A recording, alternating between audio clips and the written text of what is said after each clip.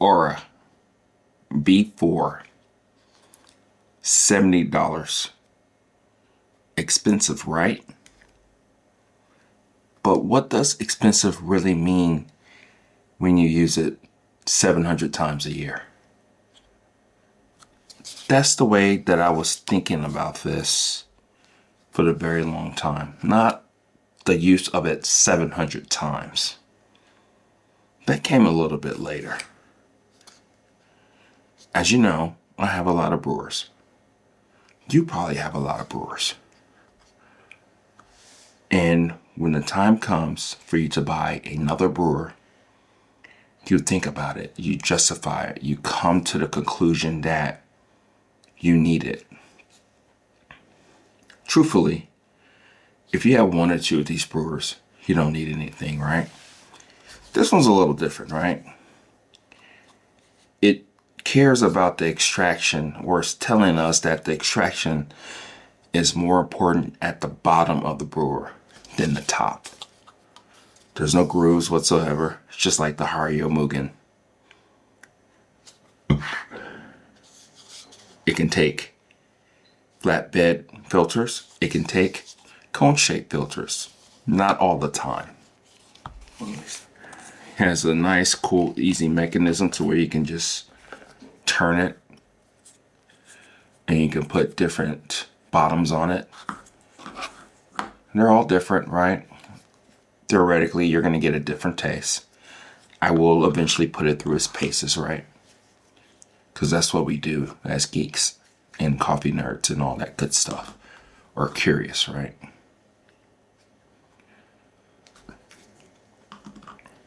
And then if you wanted to, you can take off this base. You can have just a straight wide open vessel. This one will fit the cone shape a little bit better. This one works just as good too. Okay.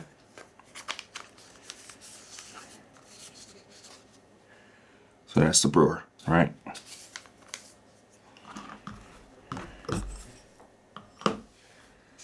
But I sat there, just thought about it and pondered. It's like, wow, $70, that's a lot of money for a coffee brewer.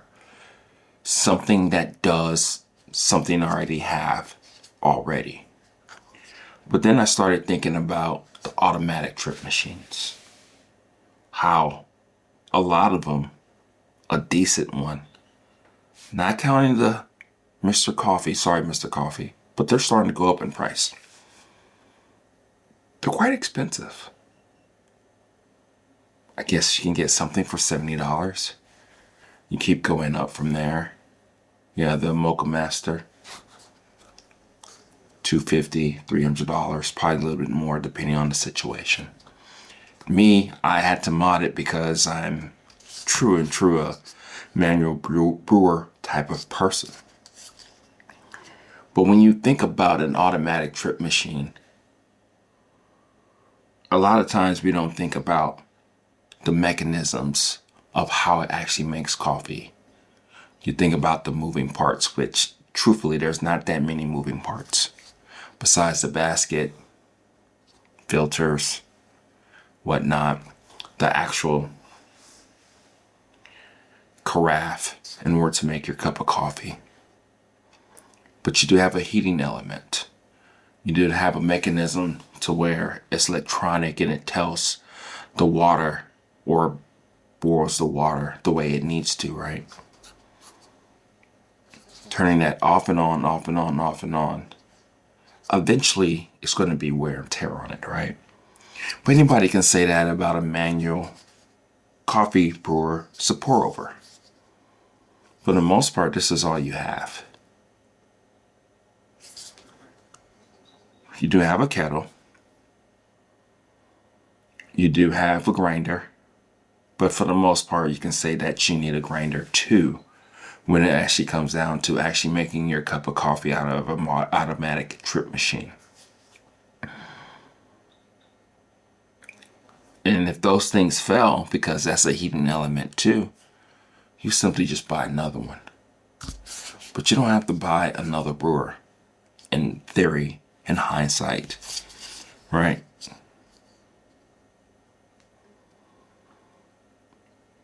700 uses out of this particular device.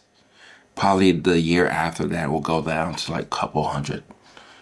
Then you have your other brewers that you use, a couple hundred here and there. Not all of them are $70. Some of them are 10, like the Hario V60s of the world. If you want something like a porcelain or glass, they're going to be a lot more. These things are not easy to make, right? But when you look at this one, $70 for a plastic that has interchangeable bottoms that some people may say, I even may say it, is very gimmicky.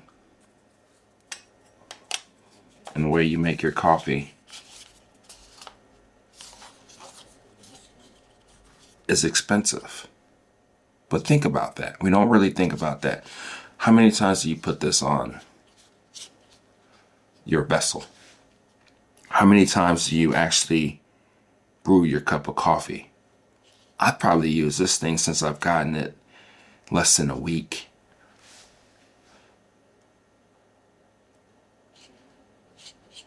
$20, $30 times already.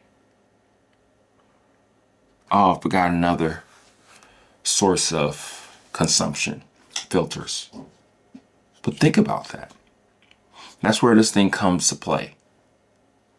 I've been using the Cleta Wave flatbed filters. I've been using the April Brewer flatbed filters.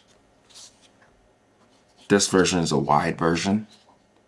Didn't really want a narrow version, or have already different versions of flatbed brewers that are very narrow. I wanted something a little bit more sweet, right? Something that can produce sweetness out of coffee, or interesting take on it. That's why I opted for this one, and this one was actually available. Then you have the Sybaris fast filters. You can play around with anything that you want to. You can throw a booster in there if you wanted to see if you can get a little bit more juice out of the coffee. You can play with a different grinder. Go a little bit finer for whatever reason. Go coarse because that's what the paper allows you to do. Change the temperatures more consistently than relying off that one temperature that you have a lot of times with these automatic drip machines. And when you start to think about it that way, and the 700 plus times that you actually will use this brewer, they're cheap. It's easy to use. If you wanted to, you can throw this in your bag. If you have some hot water, have some ground coffee, or you're just grinding yourself if you're traveling or whatnot, or camping, you can always have it with you. I don't see people taking an automatic drip machine with them when it comes to actually brewing their cup of coffee wherever the hell they are. Granted, a lot of places do actually have automatic drip machines in hotels and Airbnbs and whatnot. But if you just really wanted to use something that's a lot better, that's more consistent, it's always going to be a manual pour over drip type of device. Not just this one. All of them can do a really good job of brewing a cup of coffee. So yeah, $70 for this. When you think about it, it is expensive. You pay that money up front. But in truth, as you use it each and every day, multiple times a day, for whatever reason that you do, it's going to be amazing. It's going to be magical for the most part. But I'm not here just trying to convince you to just buy whatever the hell you want to.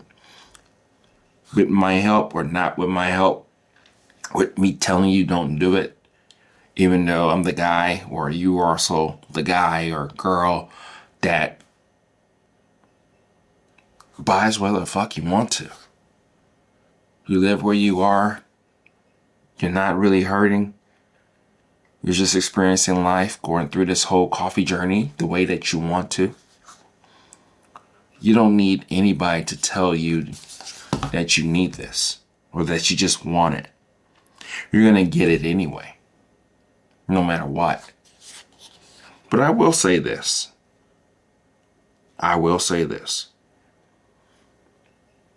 For the very longest, before I started recording myself, putting myself out there, I didn't think too much about coffee as much as I do now.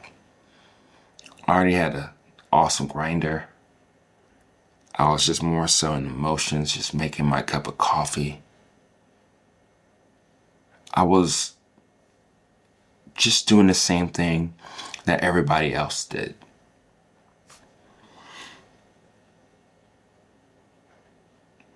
I would use my Hario V60 throughout the years for 90% of the things that I did. I knew I used it more than 700 times that year. And it was amazing. It was magical.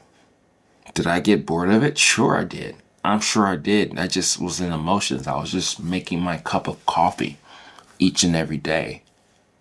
Roasting it, doing this, doing that, different variables, trying to understand it even more so. Realized that for me, a cone-shaped brewer was causing too much acidity. And after a while, I didn't realize that I didn't like that stuff, right? I started to realize these little things right there, right? I guess really what I'm saying here is that we can justify anything. We can say that we need it. We can say that we want it. We can say that this is what we're going to be doing with it. But there will come a time when this right here is just a brewer. Yeah, truthfully, you know how much it costs, right? But it will become a time to where this is just a brewer that makes coffee. And then when you look to the side where you see 10 plus brewers, 4 or 5 different papers. And then you look over again where you see your grinders and more brewers, and think about all the other brewers that's probably somewhere else or you probably gave away. That's when it gets out of control. That's when you realize that for the most part, these things do the exact same thing. It's cool now, it's hip. It's something that I'm going to put it through its paces. I want to see if you can actually taste the difference in the coffees with these different bottoms. And there's variations of differences, but at the end of the day, when the newness wears off, it's just like a new car. It wears off, you stop washing it. It just becomes a car. When this becomes just a brewer, I will ask you just to look to the left, to the right, to wherever you keep your gadgets and all that stuff. And start thinking about the coffee. Thinking about the coffees that you've had that year.